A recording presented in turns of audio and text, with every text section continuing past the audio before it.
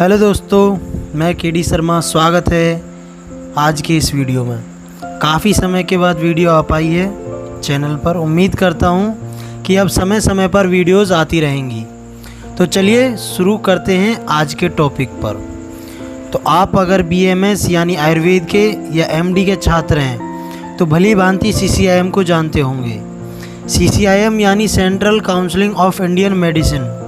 यह पूरे भारतवर्ष में आयुर्वेद के जितने भी एजुकेशन इंस्टीट्यूट हैं एवं आयुर्वेद के सिलेबस को संचालित करती है और समय समय पर बदलाव भी करती रहती है। पूरे भारत में कहीं भी आयुर्वेद कॉलेज खुलते हैं या जो भी आयुर्वेद के संस्थान हैं उनको मान्यता देना और नहीं देना, सभी चीज़ों का CCIM ही करती आई है। आपको कुछ दिनों से खबर सुनने को मिल रही होगी कि अब CCIM को ख़त्म कर दिया गया है। तो आप लोगों के मन में सवाल होगा कि CCIM ख़त्म होने पर इन सभी कार्यों को कौन करेगा जो CCIM करती रही है। तो आज के इस वीडियो में यही बताएंगे कि CCIM के बाद किस संस्था को बनाया गया है और इस संस्था में कितने सदस्य होंगे और क्या क्या कार्य करेंगे। तो दोस्तों, सबसे पहले आपको बता दें कि CCIM का गठन सन 1971 में किया गया था और इसके गठन से पहले Indian medicine central counselling act 1970 में बना था और इसी एक्ट के तहत CCIM का गठन 1971 में किया गया।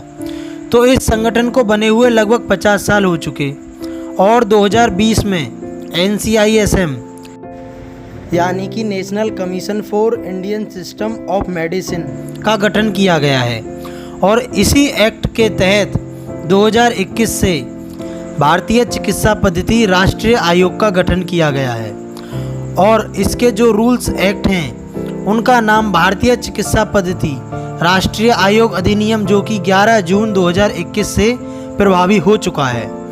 और इसके पहले जो CCIM के द्वारा रूल रेगुलेशन बनाए गए थे, अब उनकी मॉनिटरिंग या इनमें बदलाव अब आयोग देखेगा, जो कि NCISM है। इस आयोग के अंतर्गत 4 अलग अलग बोर्ड का गठन किया गया है और सभी बोर्ड्स के जो अध्यक्ष हैं उनको भी मनोनीत किया जा चुका है। ये जो 4 बोर्ड हैं कौन कौन से हैं, एक एक करके आपको बताते हैं। सबसे पहला बोर्ड आयुर्वेद, दूसरा यूनानी सिद्धा एंड स्वगृपा बोर्ड, तीसरा भारतीय चिकित्सा पद्धति आकलन और रेटिंग बोर्ड और चौथा बोर्ड है भारतीय चिकित्सा पद्धति आचार और पंजीकरण बोर्ड। ये चारों बोर्ड NCISM द्वारा बनाए गए हैं। ये चारों बोर्ड NCISM के अंदर रहेंगे एवं इंडिपेंडेंट काम करेंगे और सभी अलग अलग काम करेंगे। बात करें सदस्य की, जो इनके अंदर कार्य करेंगे कितने हैं तो वह भी पता होना चाहिए। पहला board the board of Ayurveda. इसके अंदर टोटल 5 सदस्य हैं और इन्हीं में से एक अध्यक्ष और 4 सदस्य होंगे। इसमें जितने भी सदस्य हैं सभी आयुर्वेद क्षेत्र से ही संबंधित रहेंगे। द बोर्ड ऑफ आयुर्वेदा के अध्यक्ष हैं डॉक्टर श्रीनिवास प्रसाद बुद्रू, जो कि कर्नाटका से हैं। बात करें दूसरे बोर्ड की, बोर्ड ऑफ यूनानी सिद्धा एंड स्वगृपा। इसके अंतर्गत कुल 7 सदस्य रहेंगे एवं इनमें से ही एक अध्यक्ष और 2 सदस्य यूनानी के, 2 सदस्य सिद्धा के एवं 2 सदस्य स्वगृपा के रहेंगे। बोर्ड ऑफ यूनानी सिद्धा एंड स्वगृपा के अध्यक्ष हैं डॉक्टर के जगन्नाथन, जो कि केरला से रहने वाले हैं। इसके बाद तीसरे board medical assessment and rating board for Indian system for medicine. इसमें 9 सदस्य रहेंगे, जिसमें से एक अध्यक्ष एवं 8 सदस्य रहेंगे। बाकी के जो 8 सदस्य होंगे उनमें से 4 सदस्य जो रहेंगे उनमें से एक सदस्य आयुर्वेद का, एक सदस्य यूनानी का, एक सदस्य सिद्धा का एवं एक सदस्य स्वगृपा का रहेगा। इसके बाद इन 4 से अलग जो 2 सदस्य रहेंगे वह किसी भी इंडियन मेडिसिन सिस्टम से रह सकता है। बाकी बचे 2 सदस्य रहने वाले हैं प्रत्यायन विशेषज्ञ। इसके बाद चौथा board, board of ethics and registration for Indian system of medicine. इसमें भी 9 सदस्य होंगे, जिसमें एक अध्यक्ष एवं 8 सदस्य रहेंगे। इसके अध्यक्ष वैद्य राकेश शर्मा रहेंगे जो कि पंजाब से हैं।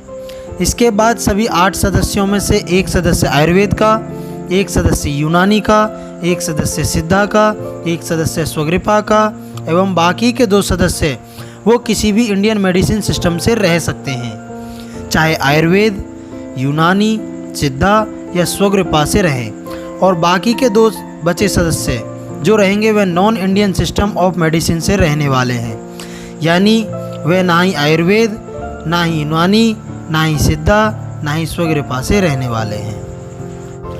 आपकी स्क्रीन के सामने भारत का राजपत्र आपको शो हो रहा होगा, जो कि पार्ट 2 सेक्शन 3 और सब सेक्शन 2 है, जो एक्स्ट्रा ऑर्डिनरी है।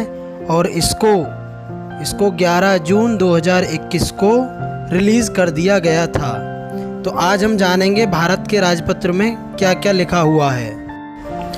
आयुष मंत्रालय अधिसूचना जो कि 11 जून 2021, उसमें लिखा हुआ है कि भारतीय चिकित्सा पद्धति राष्ट्रीय आयोग अधिनियम 2020 की धारा 1 की उपधारा 3 द्वारा प्रदत्त शक्तियों का प्रयोग करते हुए उक्त अधिनियम की धारा 3, 4, 5, 6, 8, 11, 18, 19, 20, 21, 54 और 55 के प्रावधान आयुष मंत्रालय की संख्या 3083 दिनांक 7 अक्टूबर 2020 द्वारा भारत के राजपत्र असाधारण भाग 2 खंड 3 उपखंड 2 में प्रकाशित भारत सरकार की अधिसूचना द्वारा 7 अक्टूबर 2020 से प्रवृत्त हुए थे।